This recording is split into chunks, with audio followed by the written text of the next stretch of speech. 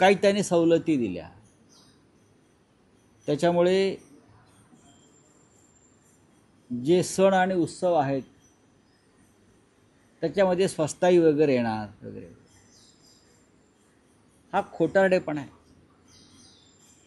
साधारण 2,00,000 कोटीची ही सवलत मोदींनी दिली आहे. साधारण 2,00,000 कोटी. 140 भारतीय नागरिकांना त्याच्यामुळे वर्षाला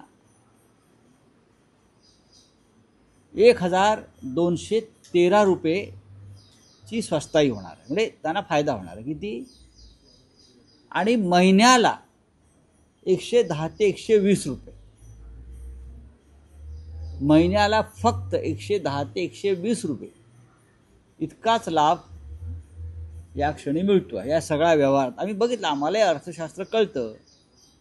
हे सगळं करण्यापेक्षा नरेंद्र मोदीने आमचे 15-15 लाख रुपये आम्हाला दिले असते तर ते अधिक सोयीचं ठरलं असतं. हे मूर्ख बनवण्याचे धंदे आहेत.